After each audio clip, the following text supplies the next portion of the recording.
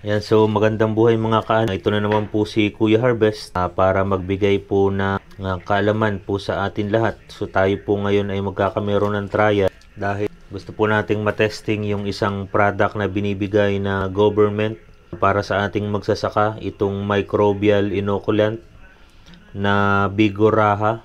So ako po ay nag-create na ng isang video patungkol po dito. So nais ko lamang pong ipakita sa inyo at mahusgahan natin kung effective po ba itong Bigoraha, isang klase ng mycorrhiza na ginagamit para bumulas at gumanda ang kalidad ng ating palay. So tayo po ngayon nagbabad ng binhi unang palay. 24 hours ko na itong ibinabad at ang gagawin ko dito, hahatiin ko sa dalawa. Yung kalahati ay lalagyan ko na Bigoraha at yung kalahati naman ay regular na pagbababad. So hindi ko siya lalagyan. So hindi siya treated. So ganun po ang gagawin natin. Okay, so ang gagawin po natin ngayon dito, may dalawa tayo na plato at yung isa lalagyan natin ng Bigoraha. So aalisin ko lamang ang tubig nitong nakababad. So ito na po, naalis na po natin at ito yung isa. Yan. So ito naman yung isa. So ganyan lang gawin natin.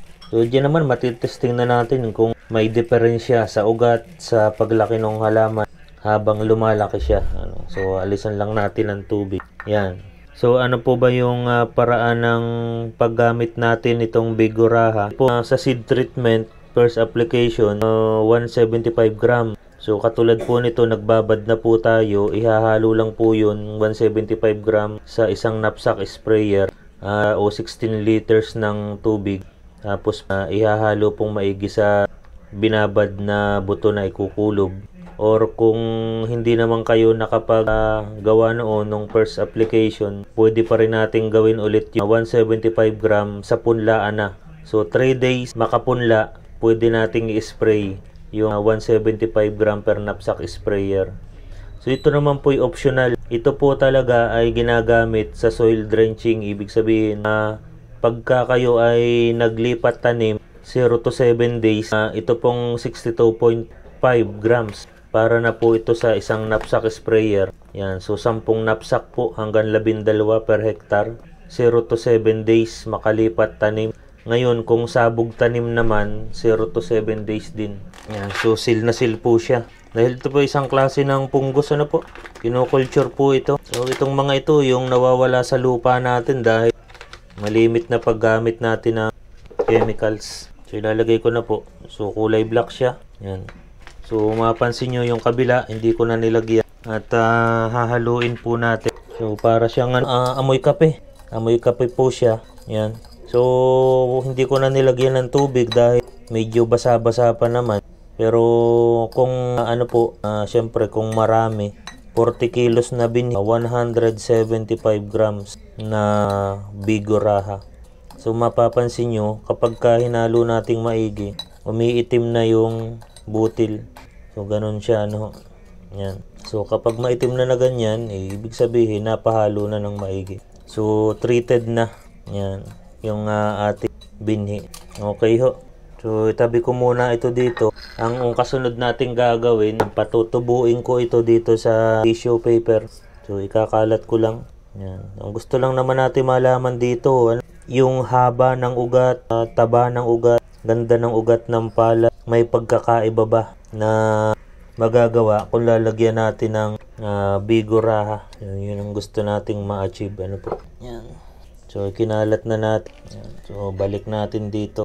Itong isa naman, kung mabango siya, amoy kape. So, kung ito'y effective, makakakita tayo ng diferensya, mga kasama. So, testingin natin kung ito, Bigoraha na mycorrhiza ay aprobado. Sapagkat ito po ay dumaan sa pagsusuri ng Department of Agriculture. At napatunayan po nila na epektibo, kaya nga po binibigay sa ating magsasaka. Dito po sa Region 4A, ito po ay kasama doon sa voucher system kung saan si farmer ay nakakatanggap ng voucher galing DA, tapos yung voucher nila pinapalitan po nitong product na ito. So isa lang po itong product na ito, So tingnan po natin, tiklop na natin at ating patutubuin. So kita nyo naman po yan na talaga magkaiba ang kulay niyan. At ilalagay ko na po sa plastic para medyo maging interesting po.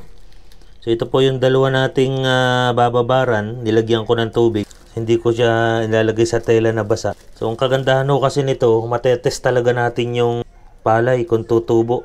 So yan, nilagay natin sa may tubig. Yan po, nilagay natin sa may tubig, ibubuhol. Matest natin yung buto kung tutubo pa rin siya kahit may tubig pa, no? Ito naman yung isa, may tubig din.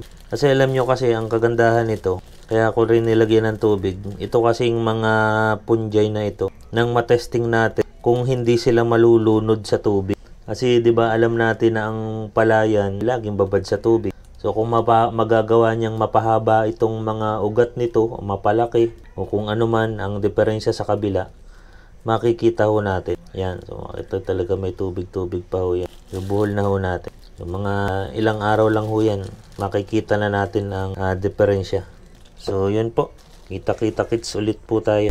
So, magandang buhay mga kaani, at ito nga po 7 days buhat no inilagay natin sa plastic itong butil ng palay na nilagyan natin ng biguraha. So ngayon po i-check po natin yung naging performance ng biguraha at saka nung untreated po. So bubuksan ko po para makita po natin yung difference ng dalawa. So tanda po natin na ito pong merong kulay o kulay brown, treated po ito, at ito pong kulay white, ito naman po yung untreated.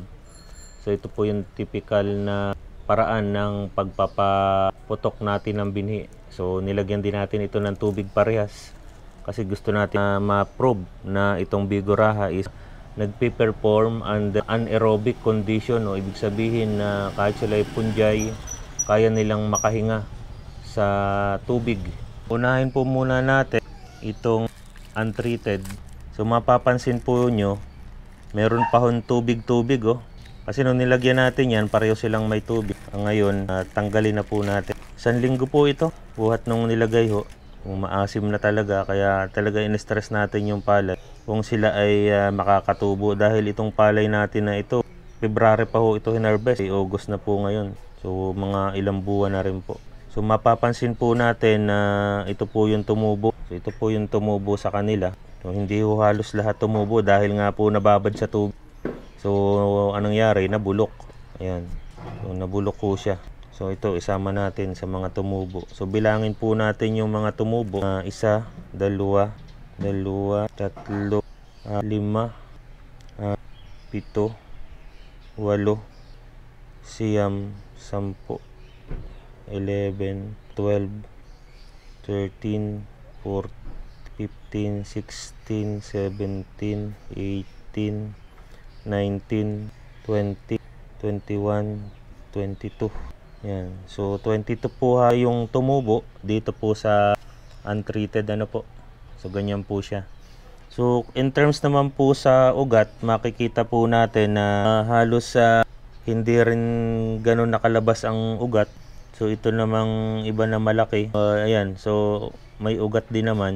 So, ganyan po yung typical na ugat nila, may ikli po, may ikli siya. Ayan. Halos pare-parehas po ng sukat ang ugat, maikli. So medyo isang tabi po muna natin ito para buksan naman po natin itong treated ng biguraha. Tingnan po natin kung ilan naman po yung nabuhay. So dito tinetesota natin para makita natin kung effective ang pinamimigay ng government. So yan. Ito po yung treatment natin na treated. So bilangin ho natin yung may tubo, 1, 2, 3, 4. Ihuli na ho natin yung ibang maliliit. 5, 6, 7, 8, 9, 10, 11, 12, 13, 14, 15, 16, 17, 18, 19, 20, 21, 22, 23, 24, 25, 26, 27, 28, 29, 30, 31, 32, 33, 34, 35, 36, 37, 38, 39, 40, 41, 42, 43, 44, 44, 45, 46, 47, 48,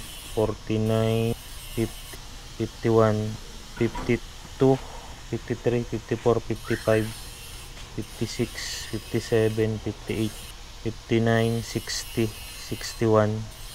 So lumalabas po na halos sa times 3 ang dami ng tumubo kumpara po dun sa untreated. At isa pa hong naobserbahan ko dito, halos lahat talaga tumubo yung mga binhi Meron pa ring mga maliliit na hindi pa rin nakaka-germinate. Unlike dito sa isa na kitang-kita natin yung difference na ang daming patay na halos hindi sumibol yung butil.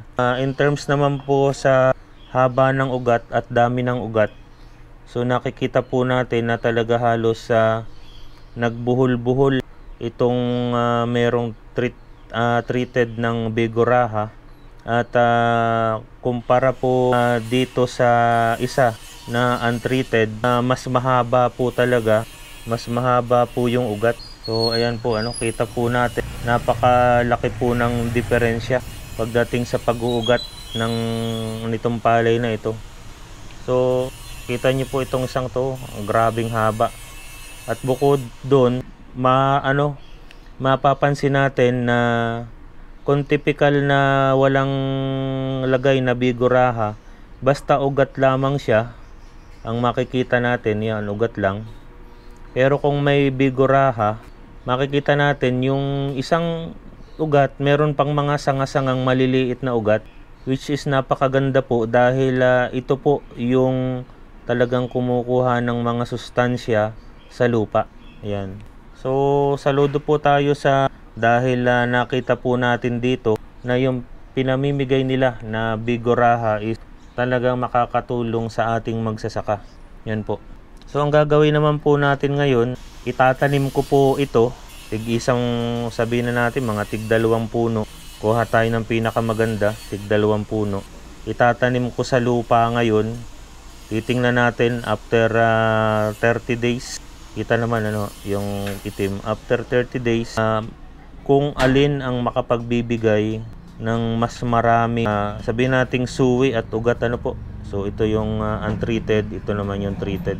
So ganun po natin siya gagawin. So ito po yung suwi nung wala. Makikita nyo naman na maputi yung buto. So itatanim ko po dito sa kabila. So kunin ko naman po yung dalawa na merong Bigorrhea. Hanap lang tayo dito nung halos kasing laki niya. So itatanim din po natin na ganyan. Dalawa rin po. Dalawa din po. Yan, dalawa siya. Kung ano po yung kondisyon sa palayan, ganun din po ang gagawin natin. So didiligan ko po yan. So tandaan po natin, ito pong may patis. Sinugasan ko naman po yan. Itong may nakalagay na patis, ito po yung treated. So may itim-itim, tamang-tama. At ito namang isa ay kulay dilaw, o di tamang-tama rin na ito yung untreated.